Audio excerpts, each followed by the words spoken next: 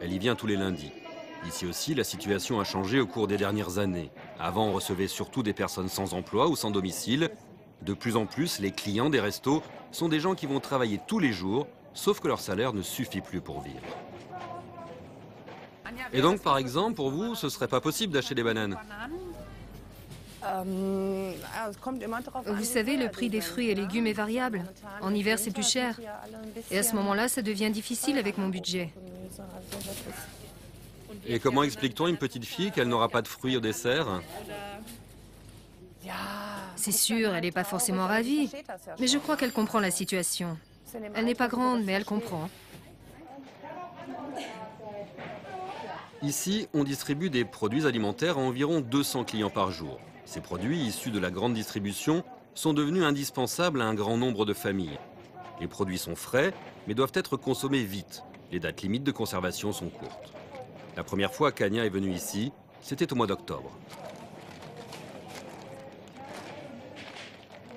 Comment ça s'est passé quand vous êtes venue ici la première fois? C'était dur?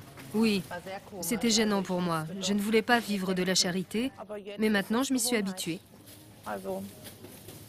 Et vous ressentez le besoin de vous cacher quand vous venez là? Non, non. Mes amis, ma famille sont au courant. Je viens ici une fois par semaine et je ne m'en cache pas. Je fais ça pour mes 2 filles. Ici aussi, on a dû s'adapter à la crise. Le local est ouvert 6 jours sur 7. Et les clients sont très réguliers. De plus en plus de familles sont contraintes de vivre de la charité. Comme Ania, qui sait qu'elle pourra tenir environ 3 jours avec ses provisions. En juin 1944, une division de la Wehrmacht massacrait plus de 200 civils en Toscane. Pour la justice italienne, l'Allemagne devait indemniser les descendants des victimes de ces crimes nazis. La Cour internationale de justice de La Haye en a décidé autrement aujourd'hui en donnant gain de cause à l'Allemagne. Et cela en vertu d'un principe fondamental du droit international. Les États ne peuvent pas se juger réciproquement. Par conséquent, toutes les poursuites de ce type engagées contre l'Allemagne sont à présent caduques. Autre jugement marquant rendu aujourd'hui, la condamnation en appel à la perpétuité pour Douche, l'ancien chef de la prison de Phnom Penh. Sous le régime cambodgien des Khmers rouges, entre 1975 et 1979, plus de 15 000 personnes sont mortes dans ces geôles. Les 3 plus hautes personnalités de ce régime meurtrier, toutes octogénaires, sont également sur le banc des accusés. Leur procès a débuté à la fin de l'année 2011. L'Écosse sera-t-elle bientôt indépendante? Aujourd'hui, le ministre britannique chargé de l'Écosse a rencontré le Premier ministre écossais en vue d'un référendum. Une première négociation sur la formulation exacte de la question qui sera posée aux Écossais et sur l'échéance de ce rendez-vous. Les séparatistes restent minoritaires, moins de 40% de l'opinion d'après des sondages. Mais Alex Salmond, le chef du gouvernement écossais, a bon espoir de les convaincre d'ici à 2014. Reportage, Étienne Duval, Frédéric Rothkopf. Le château d'Édimbourg est là pour le lui rappeler. Avant qu'elle ne décide volontairement de se fondre dans le Royaume-Uni, l'Écosse a été indépendante jusqu'au XVIIIe siècle. Aujourd'hui, l'Écosse est simplement autonome.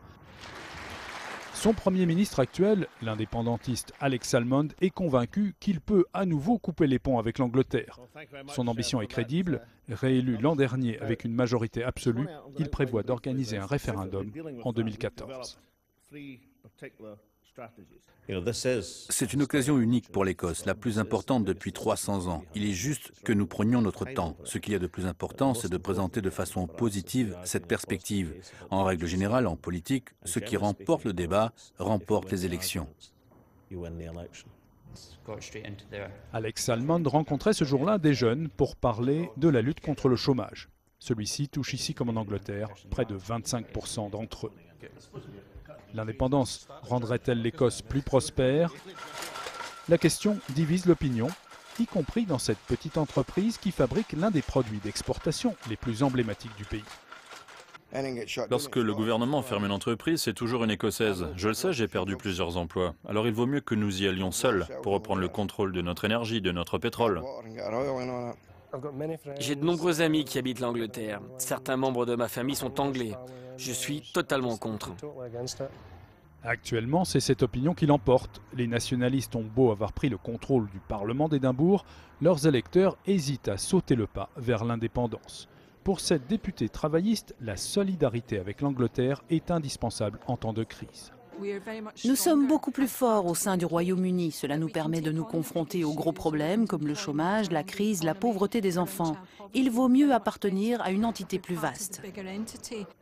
Reste que les nationalistes au pouvoir ici sont nettement plus à gauche que le gouvernement conservateur de David Cameron à Londres. Leur politique économique serait différente. Si nous avions le contrôle de nos dépenses publiques, nous lancerions un programme d'investissement public pour faire redémarrer l'économie écossaise. Nous ne pouvons le faire car c'est Westminster qui dispose de ce pouvoir. Avant d'obtenir l'adhésion de ses compatriotes pour sortir du Royaume-Uni, le Premier ministre écossais a encore du chemin à faire. C'est pour cela qu'il veut se donner 2 ans et demi.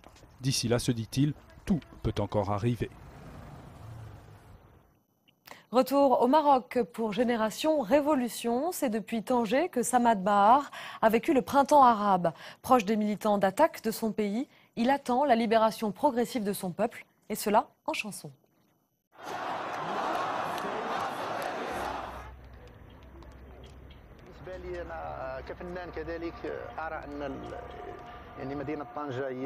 En tant qu'artiste, je vois Tanger, ville ouvrière, comme une source d'inspiration pour mes chansons et pour la révolution.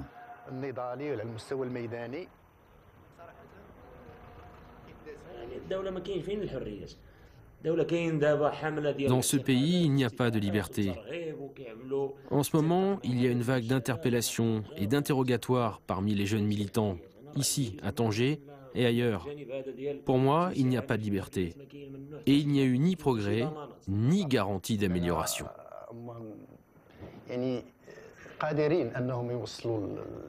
Mes amis essaient de passer le message à leur manière, à travers leurs discussions, leurs réflexions.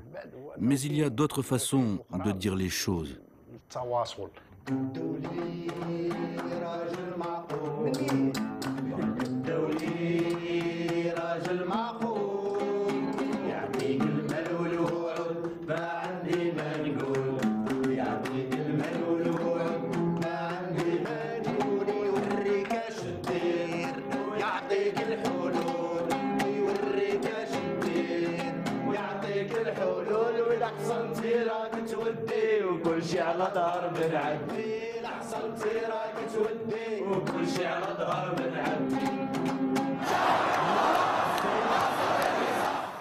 Arte Journal célèbre la culture et s'intéresse ce soir au chorégraphe Pierre Rigal.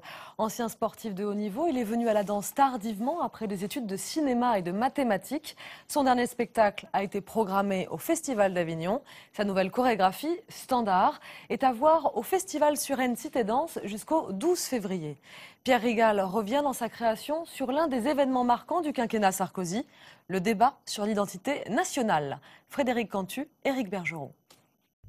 Mettez-vous vite en position. Donc on est toujours dans l'architecture, les danseurs. Quand on connaît un peu plus le travail de Pierre Rigal, c'est quelqu'un qui marche sur le visuel. On est 9 danseurs, mais on est une masse.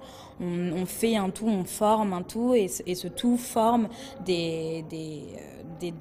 une architecture, du graphisme, et c'est ce qui marche et c'est ce qui l'intéresse en fait visuellement. Dans Standard, la masse des corps représente le collectif, la population. Autrement dit, une entité mouvante et dynamique. Au sol, un rectangle lumineux aux allures d'étendard lui sert de territoire. La notion de nationalité, pour moi, elle est anxiogène un petit peu. Le drapeau, l'étendard, le bleu, blanc, rouge. J'ai voulu m'en emparer, peut-être pour qu'on se le réapproprie, peut-être pour qu'il n'appartienne pas qu'à une certaine partie de la population ou qu'à une certaine pensée. Je me suis quand même inspiré de ce que j'observe de loin dans la société française, dans la vie politique française. Et il y a des choses qui peut-être me choquent ou me troublent. Et sans discours, sans idéologie, j'essaye de le traiter.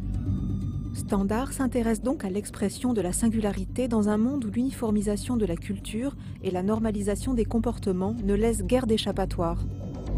On essaye de donner des définitions, des critères, des modèles. On l'a vu avec le débat sur l'identité nationale, qui n'était pas forcément un débat inutile, mais en tout cas qui, je pense, n'a pas fonctionné. En fait, on peut s'apercevoir qu'en voulant standardiser les éléments, peut-être que surgit au contraire beaucoup plus la différence, parce que les gens n'arrivent pas forcément à se ressembler tant que ça.